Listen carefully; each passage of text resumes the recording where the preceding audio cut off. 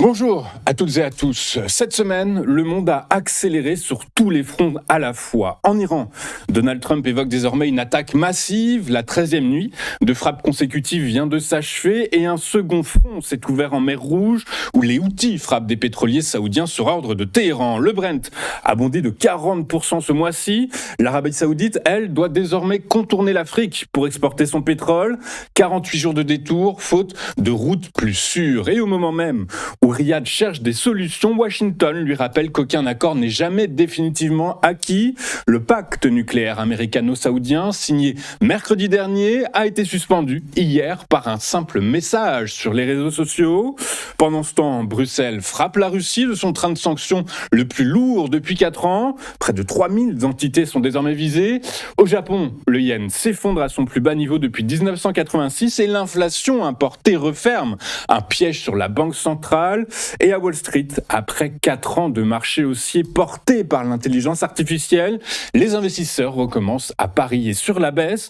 Un record de positions courtes depuis 2010. Cette crise, un seul fil conducteur, l'énergie qui se raréfie, la confiance qui s'érode et des marchés qui doivent apprendre à vivre avec plusieurs incertitudes qui montent ensemble. Nous allons les décrypter une par une, ensemble et dans l'ordre. Bienvenue dans le JT de TV Finance. 13 nuits de frappes consécutives, un deuxième front qui s'ouvre en mer Rouge et Donald Trump qui évoque jeudi, hier, une option jamais formulée aussi crûment jusqu'ici. J'envisage une attaque massive, plus importante que jamais. Je suis sur le point de prendre une décision, a-t-il déclaré à Axios, un média américain. Quelques heures plus tard, le CENTCOM bouclait sa 13e nuit de frappe sur l'Iran. Centre de commandement, stock de drones, capacité maritime. Le second front, lui, est nouveau mais préparé de longue main. Les Houthis, jusqu'ici en retrait, ont attaqué mercredi dernier 2 pétroliers saoudiens, l'Ancelia et le Layla, en mer Rouge. Reuters révèle que Téhéran avait posé les jalons 10 jours plus tôt. Entre 10 et 21 membres des gardiens de la révolution iranienne ont été envoyés au Yémen avec matériel de missiles et, selon une source, de l'or pour financer l'opération. Depuis l'effondrement du cessez-le-feu début juillet, 13 navires commerciaux ont déjà été touchés dans la région. 7 ont dérouté leur route pour éviter Bab el-Mandeb, verrou par où transite 12% du commerce mondial. Le prix parle pour la crise. Le Brent a bondi de 7% hier, franchissant les $100, une hausse de 40% ce mois-ci. Donald Trump a promis des représailles automatiques, un pont ou une centrale détruite à chaque tir iranien dans le détroit d'Ormuz. Téhéran, de son côté, a répondu en nature, menaçant les infrastructures énergétiques américaines dans la région. Guterres, lui, a résumé l'engrenage devant le Conseil de sécurité. Je le cite, une crise en alimente une autre, une escalade en déclenche une autre. Le prix politique se paie à Washington. La Chambre des représentants a voté hier de justesse un second avertissement de ce type en quelques semaines, une résolution pour freiner l'action militaire en Iran. Un vote serré mais qui en dit long. Même dans son propre camp, la marge de manœuvre présidentielle se resserre au rythme où le baril grimpe. 13 nuits de frappe, 13 navires touchés. Trump promet une attaque plus grande que toutes les précédentes. Le Brent, lui, a déjà voté.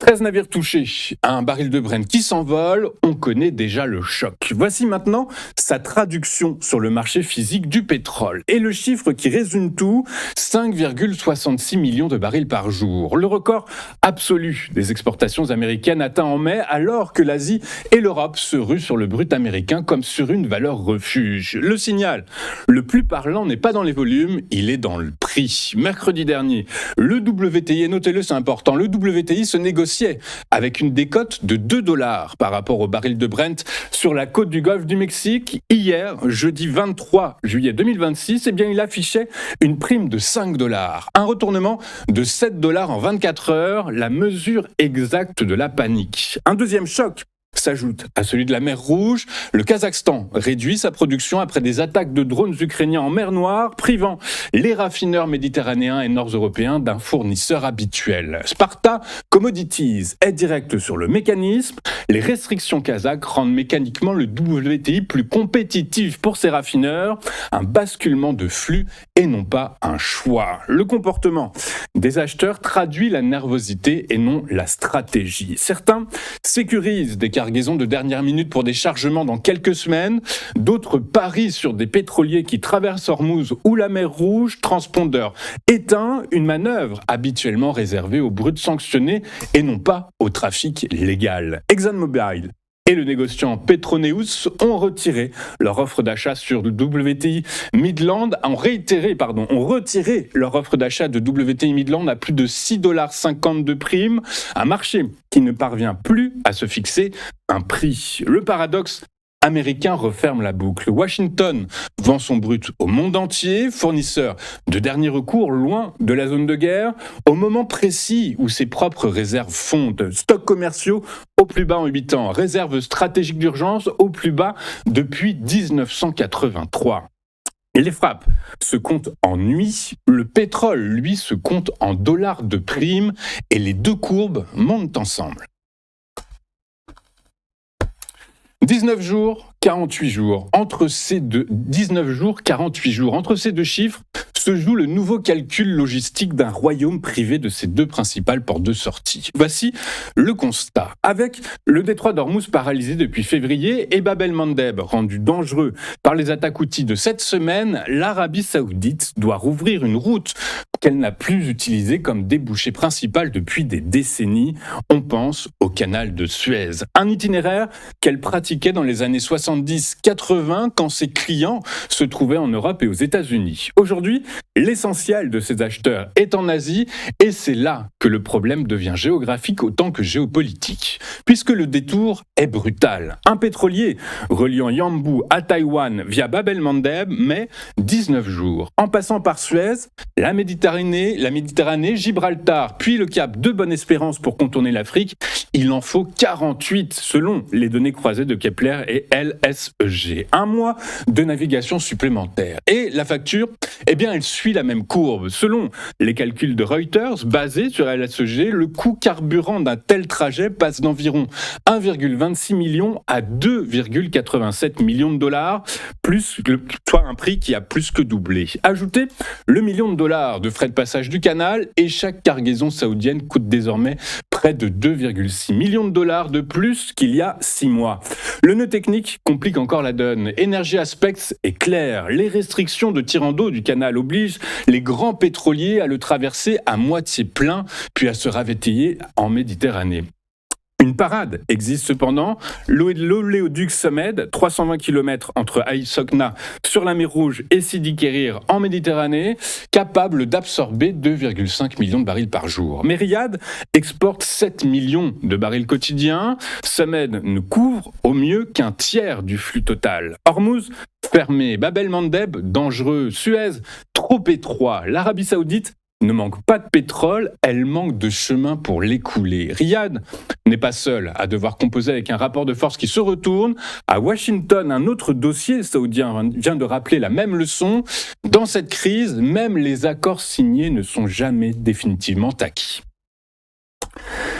Un accord signé mercredi dernier, une condition ajoutée jeudi, 24 heures ont suffi à Donald Trump pour transformer un pacte nucléaire tout juste paraphé en monnaie d'échange diplomatique. Regardons les faits. Mercredi dernier, le secrétaire à l'énergie, Chris Wright, et son homologue saoudien signent un accord 123 ou 123 de coopération nucléaire civile, le format standard du département américain de l'énergie pour ce type de partenariat. Le lendemain, sur ses réseaux sociaux, Donald Trump écrit que l'accord sera approuvé, mais qu'il dépend désormais entièrement de l'adhésion de Riyad aux accords d'Abraham. Le texte, je vous le rappelle, signé en 2020 sous son premier mandat, qui a normalisé les relations d'Israël avec les Émirats arabes unis, Bahreïn, le Maroc et le Soudan. Une condition posée après coup sur un texte déjà paraphé. 2 verrous, pas un. Premier verrou, la normalisation avec Israël. Or, Mohamed Ben Salman n'a jamais varié, pas de normalisation sans État palestinien, une ligne tenue depuis la riposte israélienne à l'attaque du Hamas du 7 octobre 2023. Deuxième verrou rappelé le même jour par le président américain.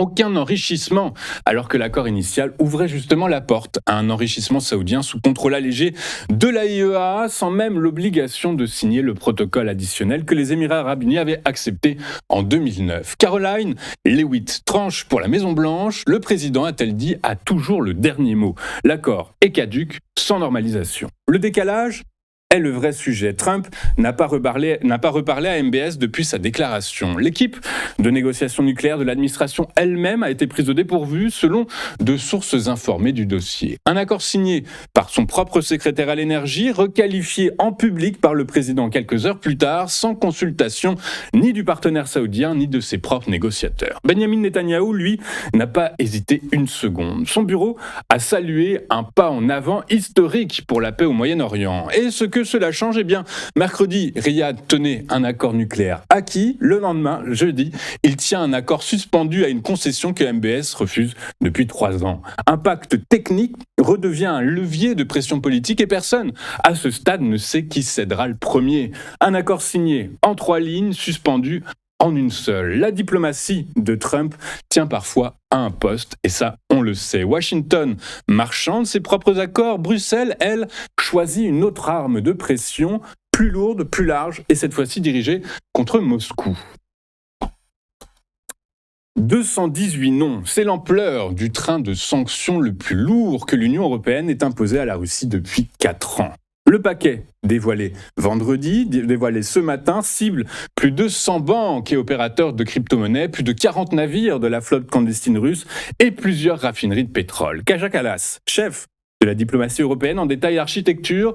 94 institutions financières russes voient désormais leurs avoirs totalement gelés, soit la quasi-totalité du secteur bancaire du pays, et 33 banques supplémentaires sont exclues du système américain SWIFT. La bourse de Moscou elle-même est visée. Le total des entités sanctionnées par l'UE depuis 2022 atteint désormais près de 3000. Le volet énergétique resserre les taux. Le plafond sur le pétrole russe est fixé à 44,10$ le baril pour 12 mois, un chiffre qui bloque une hausse mécanique qui l'aurait porté à environ 58,50$ aujourd'hui. 56 entités liées au complexe militaro-industriel russe s'ajoutent à la liste, la plupart en lien avec les drones Garpia à longue portée. 51 autres, situées notamment en Chine, en Inde, au Kazakhstan et en Turquie, sont désormais soumises à des restrictions à l'exportation de technologies à double usage. Même la Fédération internationale des échecs est touchée. Son président, Arkady Dvorkovitch, ancien vice-premier ministre russe, a suspendu ses fonctions vendredi, ce matin, après son inscription sur la liste, qu'il qualifie, je le cite, d'illégale et injuste. Vishwanathan Anand assurera l'intérim. Sur le terrain, les deux camps continuent de se frapper. Des drones ukrainiens ont visé un entrepôt à Saint-Pétersbourg. Le gouverneur Alexandre Beglov évoque une frappe touchant des infrastructures civiles. Kiev affirme que le site stockait des marchandises militaires sous sanction. Côté ukrainien, une attaque russe sur un commerce alimentaire à Pavlohrad a fait 3 morts et au moins 10 blessés. Hier, des frappes ukrainiennes ont fait 3 morts, dont un enfant. En Russie et en Crimée annexée, sur le front diplomatique, un déplacement inattendu. L'influenceuse pro-Trump Laura Loomer, longtemps critique envers Kiev, s'est rendue en Ukraine et a rencontré le président ukrainien Volodymyr Zelensky après avoir publiquement révisé son jugement sur la guerre en juin. 2900 entités sanctionnées, des frappes des deux côtés du front, la pression économique s'alourdit au même rythme que la guerre continue. Cette pression économique ne s'arrête pas aux frontières russes, elle se propage par le canal du pétrole et des devises jusqu'aux économies les plus dépendantes de l'énergie importée, à commencer par le Japon. 164 yens pour $1, un niveau plus vu depuis 1986. Le Japon vient de basculer dans une zone monétaire vieille de 40 ans et l'inflation qui l'accompagne referme un piège sur la banque centrale du Japon. Le chiffre du jour, l'inflation sous-jacente japonaise est repassée à 1,6% en juin, une première hausse depuis mars, conforme aux attentes des économistes. L'inflation globale, elle, grimpe à 1,7% contre 1,5% en mai. Les prix de l'énergie, jusqu'ici contenus par les subventions publiques, n'ont reculé que de 0,1% en juin contre 2,5% en mai. 6 mois de baisse consécutive viennent donc de s'arrêter net. Le mécanisme se lit en amont. L'indice des prix à la production atteint 7,1% en juin, soit son plus haut niveau depuis mars 2023.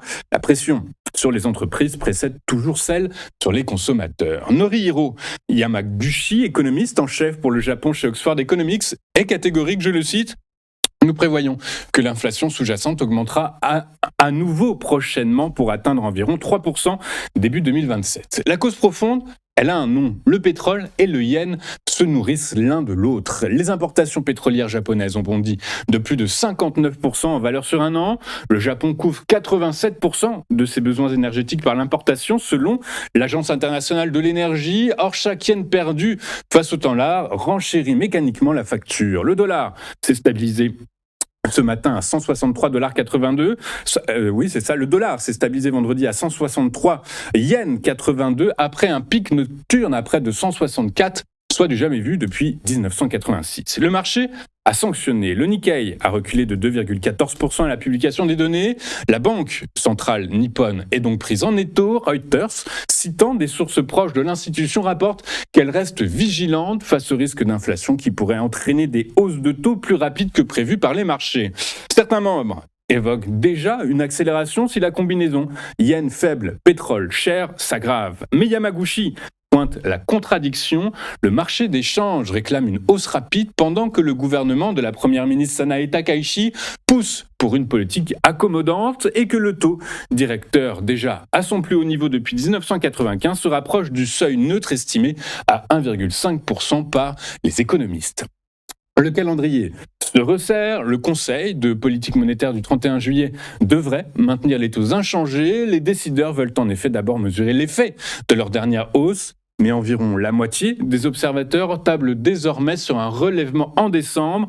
40% l'anticipent dès octobre. Yamaguchi confirme, je le cite, notre scénario de base reste une hausse en décembre. Toutefois, si la combinaison récente de prix du pétrole plus élevé et d'un yen plus faible se confirme, une hausse en octobre pourrait également être envisagée. Le riz de son côté a chuté de 8,7% en juin, soit sa plus forte baisse depuis 2015, après avoir doublé, je vous le rappelle, un an plus tôt. Preuve que l'inflation japonaise change de nature.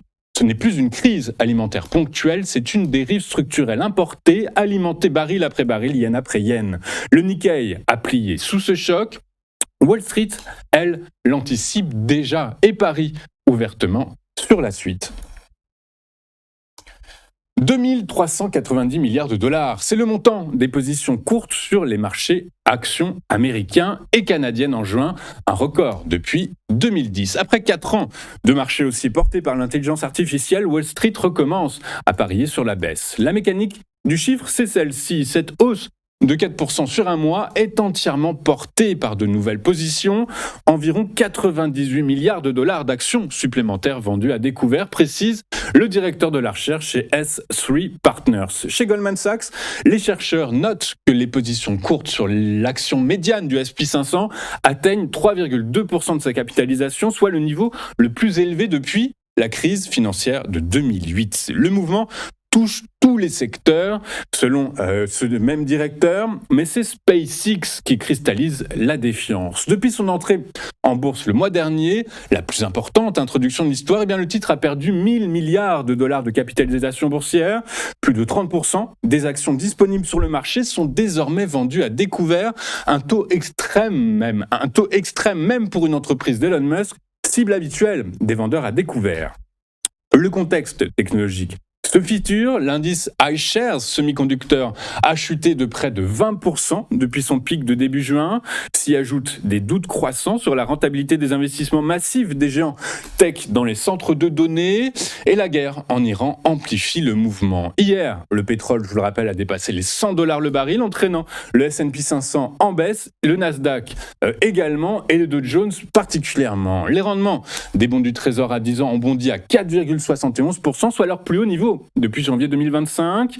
Gordon Johnson, fondateur de GLG Research, résume l'état d'esprit ambiant. Je le cite, ce n'est pas que les gens se disent « je veux recommencer à vendre à découvert », les gens disent « je cherche à me protéger ». Il pointe une accumulation de signaux: endettement élevé, inflation forte, un nouveau président de la Fed potentiellement restrictif et pour la première fois en 3 ans, une remise en question de la thèse de l'IA elle-même. Le paradoxe du secteur, les vendeurs à découvert activistes, ceux qui ciblent, je vous le rappelle, nommément une entreprise en la dénonçant publiquement, eh bien, ils se raréfient. Leur nombre de fonds spécialisés est passé de 54 en 2008 à 6 seulement au premier trimestre 2026. Jim Chanos, Bill Ackman, Fahmi Kadir ont tous cessé ce type de campagne.